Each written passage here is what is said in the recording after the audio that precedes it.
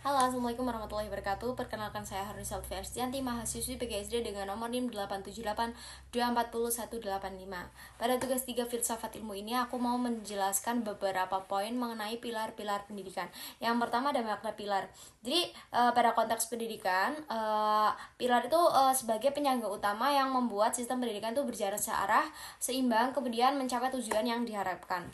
Dan pilar pendidikan itu menjadi pedoman dalam membentuk peserta didik ya, baik dari pengetahuan, keterampilan, sikap sosial maupun kepribadian juga. Karena itu, setiap pilar itu saling melengkapi dan tidak dapat dipisahkan. Ada 4 pilar menurut UNESCO. Yang pertama adalah learning to know, artinya belajar untuk mengetahui. Jadi pendidikan itu membantu peserta didik memperoleh dan memahami pengetahuan. Kemudian yang kedua adalah learning to do, artinya belajar untuk berbuat atau berkarya. Jadi pendidikan itu melatih peserta didik agar mampu menerapkan pengetahuan dalam keterampilan dan tindakan secara nyata. Yang ketiga adalah learning to live together, artinya belajar untuk hidup bersama. Jadi pendidikan itu mengajarkan sikap, toleransi, kerjasama, dan juga hidup harmonis dengan orang lain. Yang keempat adalah learning to be, artinya belajar untuk menjadi diri sendiri. Jadi pendidikan itu membantu peserta didik mengembangkan karakter, kepribadian, dan juga potensi dalam diri siswa.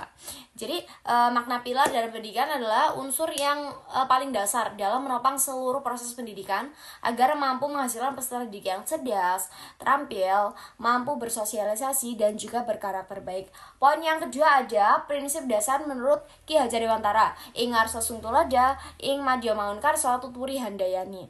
Ya, ada yang pertama ing ngarsa sung tulada, artinya di depan memberi teladan. Ya, jadi seorang pendidik itu harus menjadi contoh yang baik bagi peserta didik dalam bersikap maupun berperilaku. Yang kedua ada ing madya mangun karsa, artinya di tengah membangun semangat. Pendidik itu berada di tengah peserta didik untuk membimbing, memberi motivasi, dan juga membangun kemauan belajar siswa. Ya, yang ketiga tuturi handayani. Tuturi handayani itu artinya dari belakang memberi dorongan. Jadi pendidik itu memberi dukungan dan juga semangat ya, agar peserta didik itu mampu belajar secara mandiri dan juga belajar secara percaya diri. Ya, kesimpulannya, jadi menurut Ki Hajar Dewantara, seorang pendidik itu tidak hanya mengajar, tapi juga harus menjadi contoh, memberi semangat, dan mendukung peserta didik agar bisa berkembang, percaya diri, dan belajar secara mandiri. Kemudian yang poin ketiga, relevansi dan tantangan penerapan prinsip Ki Hajar Dewantara di era digital sekarang ini. Relevansinya yang pertama ada pembelajaran daring itu tetap menerapkan prinsip tuturi handayani ya. Kemudian yang kedua, guru menjadi fasilitator dan juga pembimbing penggunaan teknologi.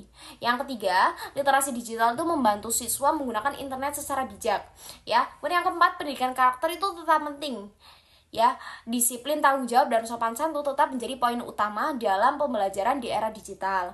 Kemudian tantangannya itu ada 4 juga ya. 1, tidak semua siswa itu memiliki akses internet dan perangkat belajar. Yang kedua, guru dan siswa itu belum semua bisa menguasai teknologi. Ketiganya, banyak pengaruh negatif dari media sosial dan internet. Kemudian yang keempat, ada penggunaan gadget berlebihan dapat mengganggu fokus belajar siswa. Jadi prinsip Ki Hajar Dewantara ini masih relevan di era digital karena membantu peserta didik yang cerdas, mandiri, dan juga berkarakter. Poin yang keempat ada refleksi pilar pendidikan terhadap persoalan pendidikan nasional. Yang pertama, pendidikan itu tidak hanya fokus pada nilai akademik, tapi juga karakter dan keterampilan. Ya, jadi kayak learning to know itu dapat membantu siswa memahami ilmu pengetahuan. Learning to do dapat melatih keterampilan dan kreativitas peserta didik. Kemudian learning to live together dapat mengajarkan kerjasama dan saling menghargai. Ada learning to be bisa membantu siswa menjadi mandiri dan juga percaya diri. Ya, pilar pendidikan dapat membantu menciptakan generasi yang cerdas, berkarakter, dan siap menghadapi perkembangan zaman.